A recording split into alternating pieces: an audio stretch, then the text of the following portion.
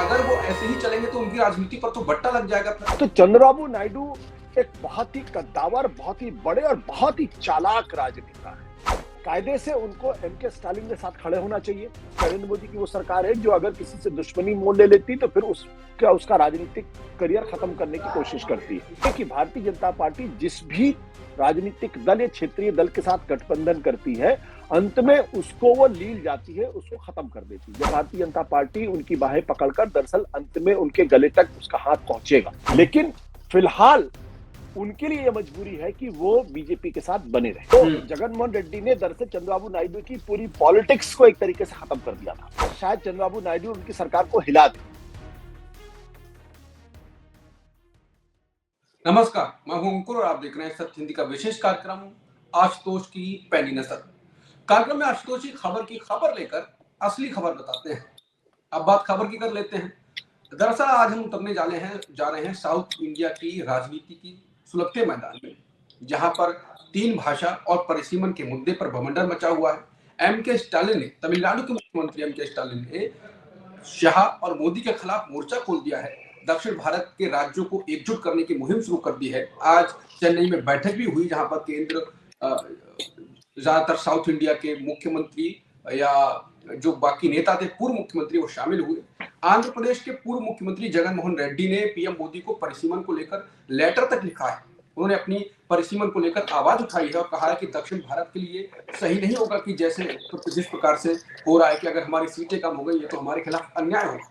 लेकिन वाईएस जगनमोहन रेड्डी ने तो पत्र लिखा है मोदी को, जो कि जगनमोहन रेड्डी जो कि मोदी के साथ पहले हुआ करते थे, हर फैसले का संसद में समर्थन करते थे, हर फैसले का ये माना जाता था कि मोदी के ही साथ हैं, गठबंधन में। लेकिन अब वो मोदी के खिलाफ खड़े हो गए हैं। लेकिन चंद्रबाबू नायडू जो कि बीजेपी के साथ हैं, वो बीजेपी के साथ वाली बात कर रहे हैं। तीन भाषा का, हिंदी का समर्थन उन्होंने किया है और परिसीमन पर चुप बैठे हुए हैं। साउथ इंडिया उबल रहा है, सियासी पारा गर्म हो रहा है, लेकिन चंद्रबाबू नायडू खामोश है। ये उनकी खामोशी क्या उनकी सियासत को कमजोर करेगी? उनकी पार्टी को जो कि सत्ता में आई है वो क्या खिसक जाएगी, दरकेगी? क्योंकि रेड्डी जहां ऊपर जाने की कोशिश करेंगे और चंद्रबाबू नायडू नीचे, क्या वो नवीन पटनायक बन जाएंगे, जो कि पहले वो भी बीजेपी की तरफ बात करते थे? तो यही सारे मुद्दों पर आज आशुतोष जी से बात करेंगे और समझेंगे कि साउथ इंडिया में जो बवाल मचा हुआ है उसका कितना असर चंद्रबाबू नायडू की राजनीति पर पड़ेगा। आशुतोष सर, क्या वो बीजेपी के जिस तरीके से लाइन पर चल रहे हैं, अपनी साउथ इंडिया की राजनीति जो कि अब बदल रही है, स्टालिन तो साफ साफ कह चुके हैं, तो अगर वो ऐसे ही चलेंगे तो उनकी राजनीति पर तो बट्टा लग जाएगा? फिर रेड्डी तो अब तो इंडिया के साथ हो गए हैं।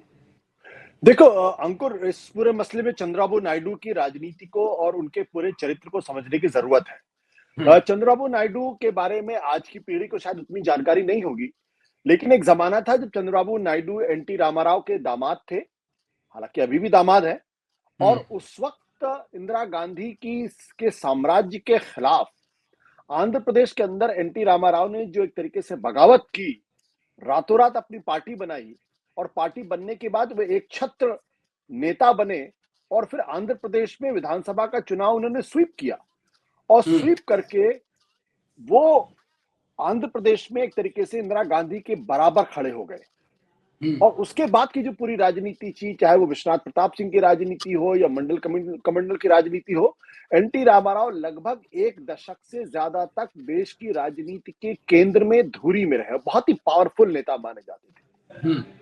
लेकिन चंद्रबाबू नायडू ने एक दिन एनटी रामाराव के दूसरे दामाद के साथ मिलकर एनटी रामाराव के नीचे से पूरी जमीन खिसक ली, पूरी पार्टी हड़प ली और एनटी रामाराव की पूरी पॉलिटिक्स खत्म हो गई।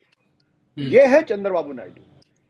उसके बाद चंद्रबाबू नायडू इतने पावरफुल हो गए कि जब यूनाइटेड फ्रंट की सरकार बनी तो वो उसके कन्वीनर थे और यह माना जाता था कि एक जमाने में प्रधानमंत्री पद के उम्मीदवार और दावेदार भी हो गए थे।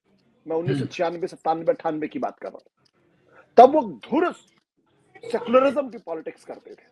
लेकिन जब केंद्र के अंदर अटल बिहारी वाजपेयी की सरकार बनी तो धीरे से अटल बिहारी वाजपेयी के साथ हो गए। और उसके बाद जब 2002 में गुजरात का दंगा हुआ, तब गुजरात के दंगों पे आवाज उठाने वाले, उसके खिलाफ आवाज उठाने वाले वो पहले शख्स में से थे, रामविलास पासवान के साथ। तो चंद्रबाबू नायडू एक बहुत ही कद्दावर, बहुत ही बड़े और बहुत ही चालाक राजनेता है। उनकी सिर्फ एक ही कह सकते हैं, उनका सिर्फ एक ही सिद्धांत है, वो है सत्ता के साथ रहना और अपने हितों की साधना करना। जिस नरेंद्र मोदी के साथ वो आज उनकी सरकार को समर्थन दे रहे हैं, नरेंद्र मोदी की तारीफ करते हैं, वही उन्हीं नरेंद्र मोदी के खिलाफ इन्होंने एक तरीके से बगावत की थी और एनडीए को छोड़ा था 2002 के दंगों के बाद, और लंबे समय तक वो उनसे दूरियां बनाए रखे थे। तो चंद्रबाबू नायडू कोई फैसला अगर करते हैं तो उसको उसी संदर्भ में देखना चाहिए। दूसरी बात, जो दक्षिण भारत के अंदर जिस तरीके से डिलिमिटेशन को लेके और त्रिभाषा को लेके जो एक बवंडर खड़ा हुआ है, उसके केंद्र में एमके स्टालिन है और उनकी पूरी की पॉलिटिक्स इस वक्त भारतीय जनता पार्टी की पॉलिटिक्स के खिलाफ खड़ी हुई है। इसका एक अच्छा पहलू इस बात को लेकर यह है कि कम से कम इस देश के अंदर जो संघवाद था, जो फेडरलिज्म था, उसमें राज्यों की जो भागीदारी थी वो नीचे लगातार कम होती जा रही थी, उसको उन्होंने पुनर्स्थापित करने की कोशिश की है। और गाहे बगाहे ये उत्तर और दक्षिण के बीच की लड़ाई बन गई है। चंद्रबाबू नायडू इस बात को अच्छी तरीके से जानते हैं कि डिलिमिटेशन में आंध्र प्रदेश को नुकसान हो सकता है और कायदे से उनको एमके स्टालिन के साथ खड़े होना चाहिए, लेकिन वो ये भी जानते हैं कि उनको आज चंद्रबाबू नायडू को भारतीय जनता पार्टी नरेंद्र मोदी के साथ खड़े होने में फायदा है। एक, उनको ये मालूम है कि केंद्र में उनकी सरकार है और नरेंद्र मोदी की वो सरकार है जो अगर किसी से दुश्मनी मोल ले लेती तो फिर उसका राजनीतिक करियर खत्म करने की कोशिश करती है। तो जो वो डिलिमिटेशन के मसले पर जो एक तरीके से चुप्पी साधे हुए हैं या जिस तरीके से बोल नहीं रहे हैं, उसका एक बड़ा कारण ये है क्योंकि आज उनको पता है कि आंध्र प्रदेश के अंदर उनकी सरकार बीजेपी के साथ है और केंद्र में उनकी सरकार नरेंद्र मोदी को समर्थन दे रहे हैं और इसके जितने फायदे उठा लिए जाए उतने फायदे उठाना चाहते हैं। लेकिन एक चीज वो भूल रहे हैं, वो ये कि भारतीय जनता पार्टी जिस भी राजनीतिक दल या क्षेत्रीय दल के साथ गठबंधन करती है, अंत में उसको वो लील जाती है, उसको खत्म कर देती है। जैसा कि आपने बीजेडी का जिक्र किया, नवीन पटनायक की पार्टी का जिक्र किया। नवीन पटनायक ने अटल बिहारी वाजपेयी की सरकार में वो मिनिस्टर थे, कैबिनेट मिनिस्टर थे। उसके बाद उनका बीजेपी के साथ गठबंधन 2004 में चुनाव हारने के बाद भी जारी रहा, लेकिन धीरे धीरे नवीन पटनायक को इस बात का अंदाजा हो गया कि भारतीय जनता पार्टी उनकी बाहें पकड़कर दरअसल अंत में उनके गले तक उसका हाथ पहुंचेगा।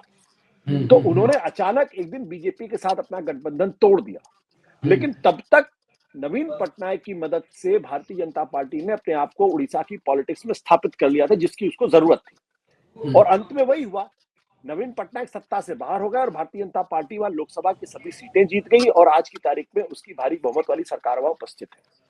इसी तरीके से बिहार के अंदर भी जनता दल यूनाइटेड की बाहों को पकड़कर भारतीय जनता पार्टी ने वहां अपने आप को स्थापित किया और आज की तारीख में जब 2020 विधानसभा का चुनाव बिहार के अंदर हुआ तो भारतीय जनता पार्टी आरजेडी के साथ दूसरी सबसे बड़ी पार्टी बनकर उभरी है। तकरीबन 72 सीटें उसके पास है और जनता दल यूनाइटेड की सीटें घटकर 43 हो गई। अब अगले चुनाव के अंदर जनता दल का अस्तित्व बचेगा या नहीं बचेगा, ये अपने आप पे सवाल। इसी तरीके से राजस्थान के अंदर, मध्य प्रदेश के अंदर, साथ ही साथ हरियाणा के अंदर जो तमाम राज्य थे जहां समाजवादी पार्टियों से निकले हुए या सोशलिस्ट पार्टियों से निकले हुए अलग अलग क्षेत्रीय दलों के साथ बीजेपी ने गठबंधन किया और अंत में उनको खत्म कर दिया। तो चंद्रबाबू नायडू एक बहुत ही समझदार नेता है, चालाक नेता है, वो इस बात को समझते होंगे, लेकिन फिलहाल उनके लिए यह मजबूरी है कि वो बीजेपी के साथ बने रहे। नहीं, ऐसी क्या मजबूरी? अभी आपने कहा कि उनका कुछ फायदा भी है। पहला वो फायदा देख रहे हैं कि सरकार में है, जितना फायदा ले पाए उतना ले लें, लेकिन कुछ सालों का फायदा है। सरकार 5 साल की होती है, आप 2 साल फायदा ले लेंगे, 5 साल फायदा ले लेंगे, फिर 5 साल बाद आप गायब भी हो जाएं, आप बीजेडी बन जाएं, आप जो जिसके साथ बीजेपी जो मानी जाती है, जैसे आपने कहा कि वो तो बेल है, जिस पेड़ पे चढ़ गई उसको सुखा देती है। तो फिर अगर इन पे वो चढ़ गई, आजकल इनका हिंदूकरण भी निकल रहा है। जमीयत उलमा हिंद के जो अरशद मदनी साहब भी बोल रहे हैं कि नीतीश और नायडू इनके कार्यक्रम में हम नहीं जाएंगे, ये फेक सेकुलर बनते हैं और सत्ता के लिए बीजेपी की वही हरकतें, हमारे साथ अन्याय हो रहा है तब भी उनका साथ देते हैं। तो ये तो 5 साल हम इंजॉय कर लोगे, 50 साल आप फिर सत्ता से बाहर हो गए, फिर तो ये तो बड़ा नुकसान है। किस प्रकार के समझदार हैं? देखिए, ये सत्ता का अपना एक अलग तरीके का लॉजिक होता है, क्योंकि चंद्रबाबू नायडू ने जब भारतीय जनता पार्टी का हाथ पकड़ा था तब उन्हें इस बात की उम्मीद नहीं थी कि आंध्र प्रदेश के अंदर वो जगनमोहन रेड्डी को हरा सकते हैं। तो जगनमोहन रेड्डी ने दरअसल चंद्रबाबू नायडू की पूरी पॉलिटिक्स को एक तरीके से खत्म कर दिया था। वहां पर उनके खिलाफ भ्रष्टाचार के आरोप लगे थे, चंद्रबाबू नायडू को जेल जाना पड़ा था, विधानसभा के अंदर उनका खुलकर अपमान किया गया था और यहां तक कि वो रो पड़े थे और उन्होंने ये भी कसम खाई थी कि अब मैं मुख्यमंत्री के तौर पर ही विधानसभा में वापस लौटूंगा। उस वक्त भारतीय जनता पार्टी ने उनके साथ गठबंधन किया था।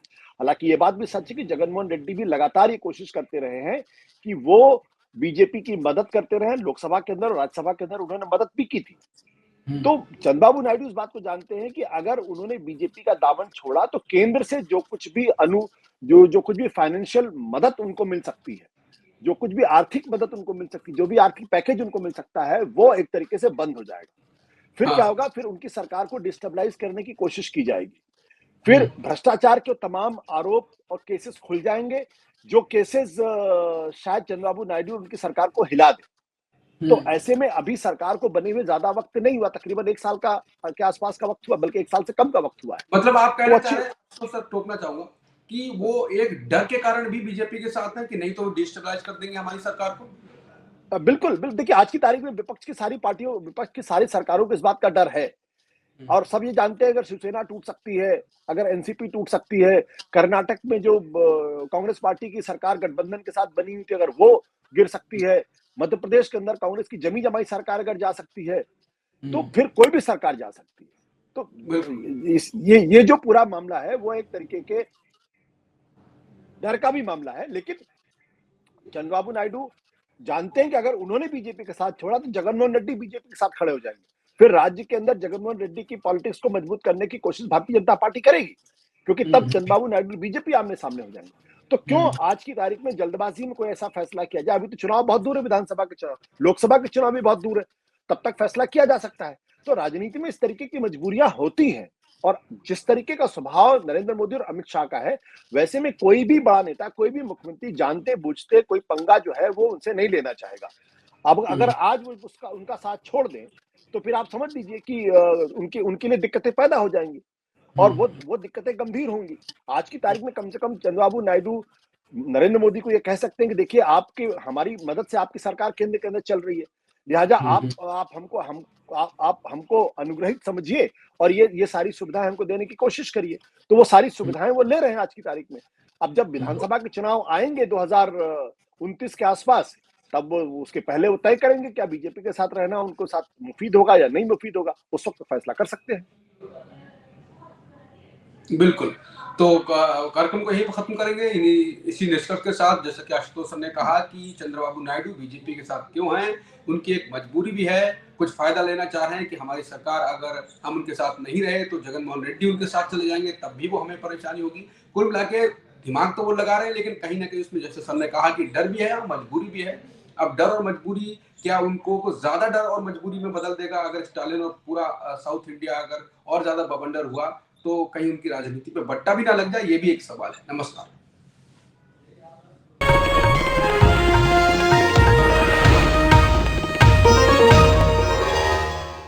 Copyright disclaimer under Section 107 of the Copyright Act 1976. Allowance is made for fair use for purposes such as criticism, comment, news reporting, scholarship, and research. Fair use is a use permitted by copyright statute that might otherwise be infringing.